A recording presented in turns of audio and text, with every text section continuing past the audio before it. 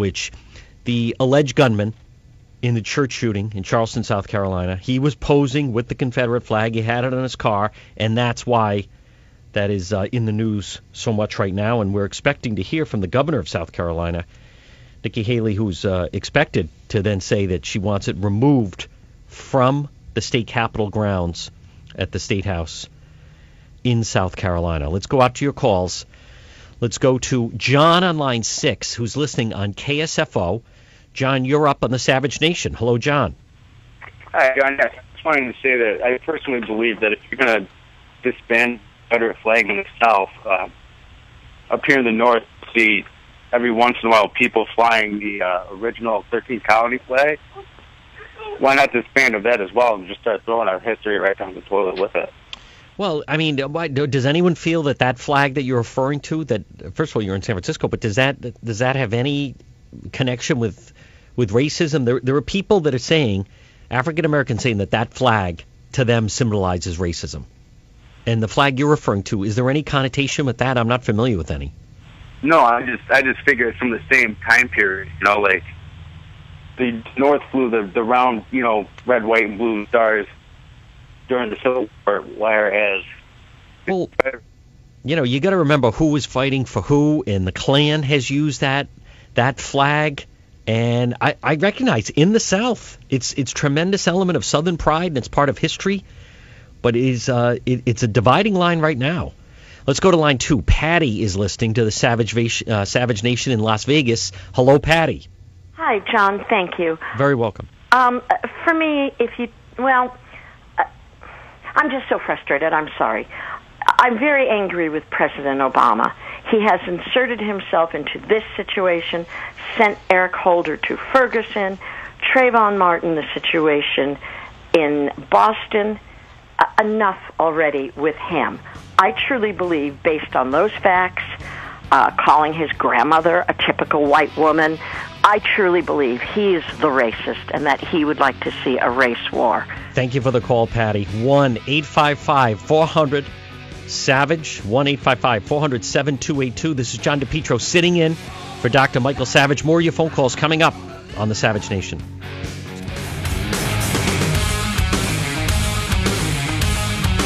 You're listening to the Savage Nation. This is John DePetro sitting in for Dr. Michael Savage. You're welcome to join the program. Just dial 1-855-400-SAVAGE, 1-855-400-7282.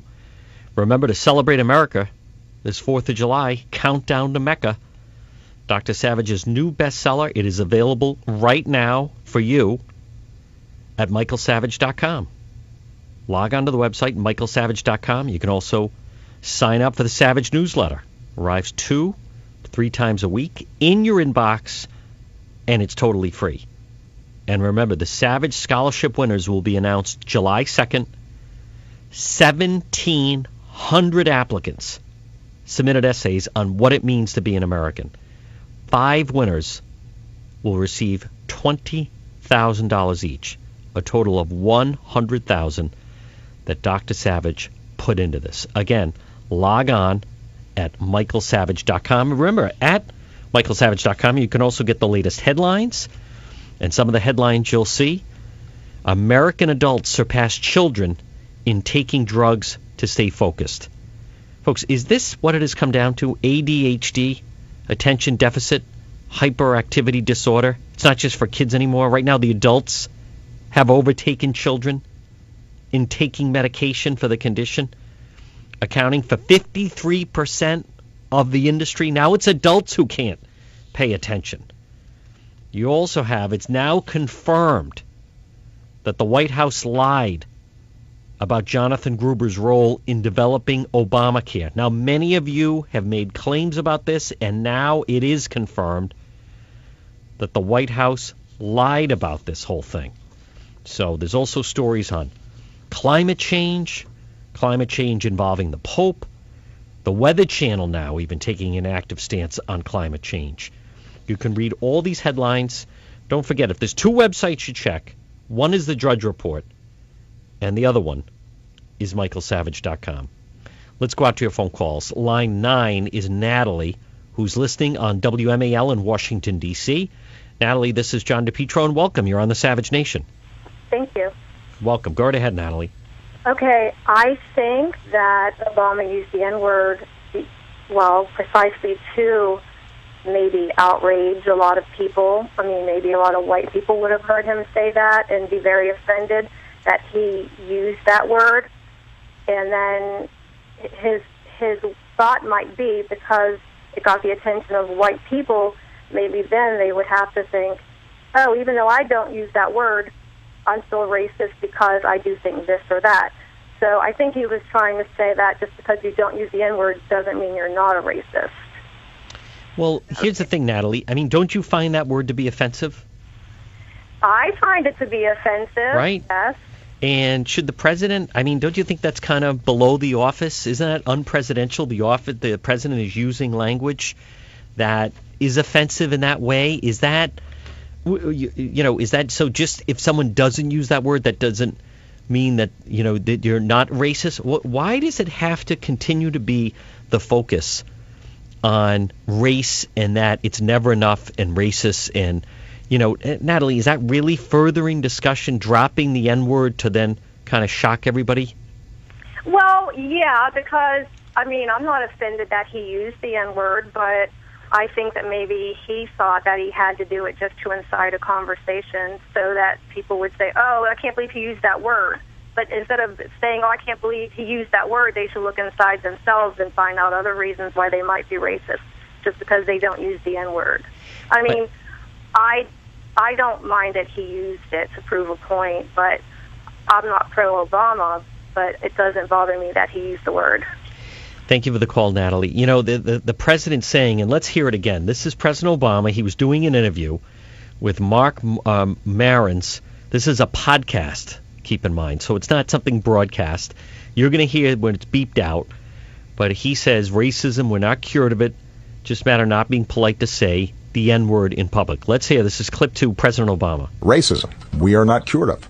And it's not just a matter of it not being polite to say nigger in public. That's not the measure of whether racism still exists or not. It's not just a matter of overt discrimination. Societies don't overnight completely erase everything that happened 200 to 300 years prior. Look at the American public. And again, our phone number, 1-855-400-SAVAGE. Bruce Jenner becomes Caitlyn Jenner overnight, and everyone's just supposed to, accept it and was in general in America. Then you have the woman up in Spokane who is white, who was born white, who is saying, no, I'm black. I think the American people are becoming very accepting of how different change is intolerant. But the overt racism, if you wanted to, can't you point to so many different things? Overt racism, right? So that someone doesn't get a job, is it because of race? Someone doesn't get into a school, is it because of race? Something fails, it has to be about race. When does it, don't you feel that way? When does it start to be about the individual? Let's go to line 4. Mark is listening on WMAL in Washington. Mark, you're up on the Savage Nation. Hello, Mark. Thank you very much. The only issue I wanted to bring up is the fact that regardless of one way or another, whether I believe in the Confederate flag is bad or not, what I disagree with is Obama coming out and talking about the fact that this is about racism. And the point that I wanted to make is that if he is so much about this, he needs to come out and talk about any other issue that could be potentially discussed as racist. Just in our backyard, the Washington Redskins. I have yet to hear him come out and say that Dan Snyder needs to change the name because it is offensive to other people. So if he is going to take the point that certain words and certain images and certain symbols are racist, then he needs to come out and do it for everybody, not just for one section of the community. Thank you very much. Thank you for the call, Mark. Folks, what do you think? I mean, why is the president dropping the N-word? It was done on purpose. It's a matter of trying to figure out what is the play there? What is the strategy? Who's it appealing to? Who's going to cheer him on? Is that, is this going to be done at rallies? Is this about the massacre that took place in Charleston, South Carolina? Is it something bigger? he just, don't you find, I find the president seems to inflame the race situation more than, he's not healing anything. I don't find that he's healing anything. Can you point to a situation that he stepped in and made it better? It started with the beer summit, and which was a war on the police, and it just continues to flame up. 1-855-400-SAVAGE. Let's go to line 2. Arlene is listening on WSBA. Arlene, this is John DePetro, and you're up on the Savage Nation. Hello, Arlene. This president's done more to divide the races than any other president ever has. Excuse me. Starting off with his inventing racism by his nutty professor friend. It was a friend. It wasn't the police. Then Trayvon Martin, who told his girlfriend a cracker was false name, that's a racial slur for white people.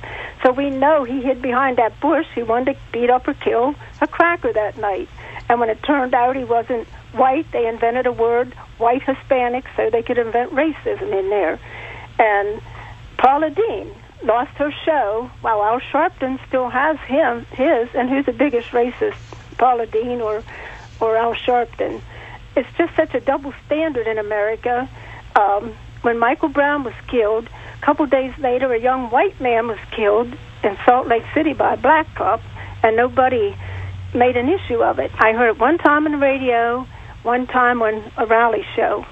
And his life was just as important as Michael Brown's, but I never heard it. I don't even know what his name. They said his name one time, but I didn't write it down. I wish somebody would look into that story and do a story on double standard in America.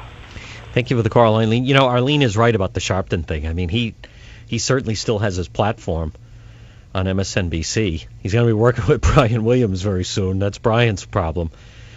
But, you know, keep in mind, in the backdrop of this right now is what's going on in South Carolina, where they want that Confederate flag taken down. Let's hear. This is clip 5. NAACP head Cornell William Brooks talking about that Confederate flag. And this was the shooter, the alleged shooter at the church in South Carolina, Dylan Roth, that he was posing with that Confederate flag. It was on his car. And now they are all screaming.